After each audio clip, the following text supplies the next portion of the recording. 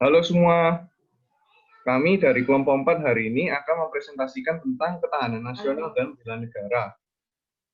Kami kelompok 4 beranggotakan Sifaul, Stefani, Samuel, dan Stanley.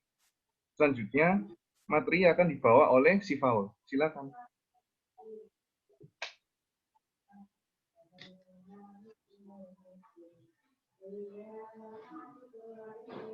Next. Saya akan menjelaskan pengertian dari ketahanan nasional. Kondisi dinamika yaitu suatu bangsa yang berisi keulatan dan ketangguhan yang mampu mengembangkan ketahanan, kekuatan nasional dalam menghadapi dan mengatasi segala tantangan, hambatan dan ancaman baik yang datang dari dalam maupun dari luar, juga secara langsung maupun tidak langsung, yang dapat membahayakan integritas, identitas, serta kelangsungan hidup bangsa dan negara.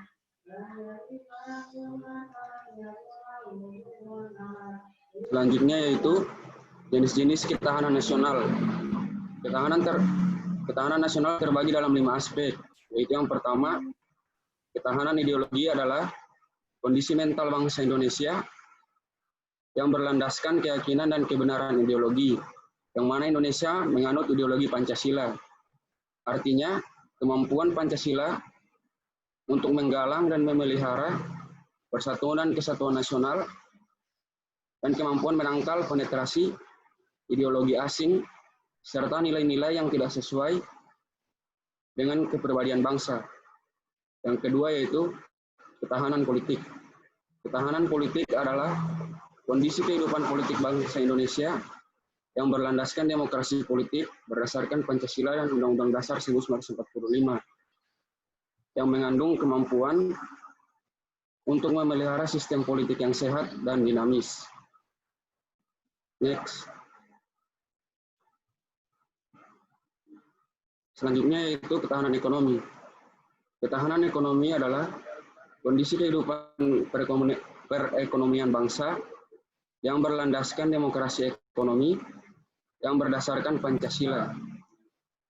Artinya, kemampuan memelihara stabilitas ekonomi yang sehat dan dinamis, serta menciptakan kemandirian ekonomi nasional.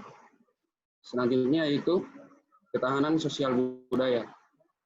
Ketahanan sosial budaya adalah kehidupan sosial budaya bangsa yang dijiwai kepribadian nasional berdasarkan Pancasila yang mengandung, yang membentuk dan mengembangkan kehidupan sosial budaya Indonesia dan masyarakat Indonesia. Selanjutnya yaitu ketahanan dan keamanan. Ketahanan, pertahanan, dan keamanan adalah kondisi daya tangkal bangsa yang dilandasi kesadaran bela negara oleh seluruh rakyat Indonesia. Next.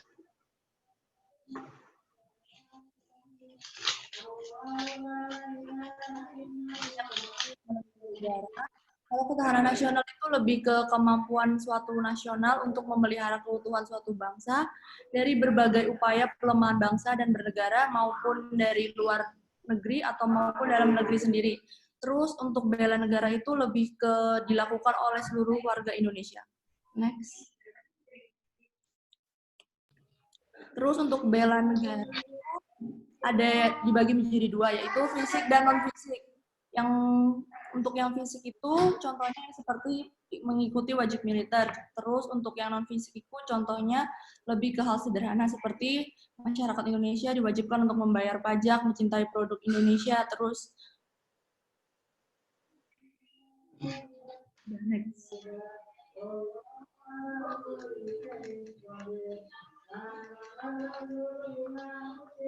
Selanjutnya yaitu pentingnya ketahanan nasional dan bela negara. Mengapa hal tersebut penting? Karena berkaca dari kasus Yugoslavia, Yugoslavia dikenal sebagai negara republik terbesar di semenanjung Balkan. Yugoslavia merdeka pada tahun 1945 yang dipimpin oleh Josip Broz Tito dengan berideologi komunis. Namun, sejak tahun 1990-an, mulai timbul perpecahan dan perang saudara sampai tahun 2001. Di antara rentang waktu tersebut menyebabkan negara-negara bagian Yugoslavia mulai memproklamasikan kemerdekaannya. Nah, penyebab dari perpecahan itu ialah karena ketahanan nasional dari Yugoslavia tidak kuat lagi, terutama dalam aspek ketahanan ideologi. Oleh karena itu, Indonesia sebagai salah satu negara kepulauan yang besar harus memiliki ketahanan ideologi yang kuat, sehingga tidak terjadi perpecahan di antara negara Indonesia. Next. Wajib militer.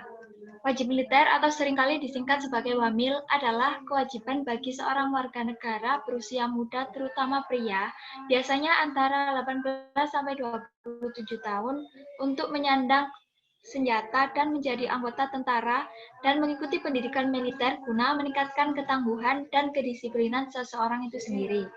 Contohnya negara yang menyelenggarakan WAMIL ini yaitu Rusia, ada Prancis, Korea Selatan, Thailand, Singapura, dan banyak lagi. Nah, tujuan wajib militer ini untuk meningkatkan ketangguhan dan kedisiplinan. Selain itu, WAMIL juga bertujuan untuk menjadikan seluruh warga negara sebagai tentara cadangan, agar siap bergerak, menjaga keamanan, dan membela tanah air saat waktu-waktu yang dibutuhkan. Next.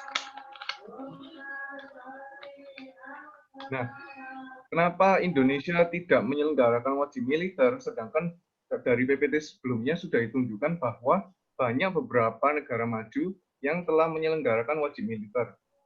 Nah, alasannya berkaitan dengan kondisi negara Indonesia sekarang ini. Pertama, Indonesia sekarang termasuk dalam populasi penduduk terbanyak nomor 4 di dunia. Sehingga perwujudan wajib militer akan membutuhkan biaya yang tidak kecil untuk rakyat Indonesia.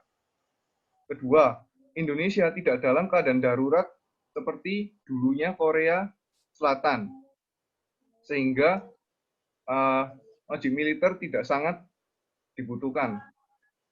Ketiga, pengembangan kekuatan militer bukan merupakan prioritas negara Indonesia. Keempat, indeks kekuatan militer kita paling menang dibandingkan negara tetangga kita seperti Singapura dan Malaysia. Nah, untuk pertanyaan utamanya, dalam alam demokrasi sekarang ini, ajakan bela negara dianggap tidak lagi menarik dan sudah usang. Apakah warga negara muda perlu diikutkan wajib militer ataukah tidak perlu? Menurut kelompok kami menjawab perlu. Karena jika warga Indonesia melaksanakan wajib militer, terdapat beberapa keuntungan yang bisa kita dapatkan.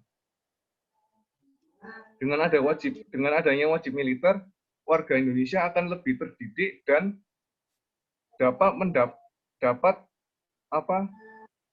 melakukan pengendalian serta kedisiplinan diri yang lebih tinggi. Kedua, dengan adanya wajib militer kita bisa menjaga NKRI. Ketiga, memiliki bekal untuk berperang. Jadi misal, amit-amit ya, kalau terjadi perang dunia lagi, masyarakat Indonesia sudah memiliki pengetahuan tentang pembela negara. Keempat, masyarakat Indonesia akan lebih disiplin dan berani. Terakhir, dengan adanya wajib militer, kita bisa memupuk dan membangkitkan jiwa nasionalisme para pemuda bangsa.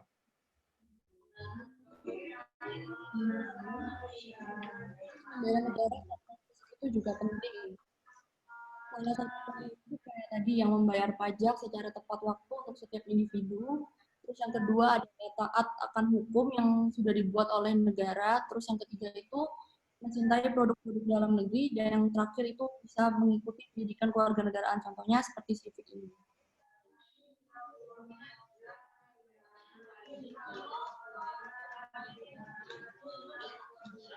Sekian dari kami. Terima kasih. Thank you. Yeay.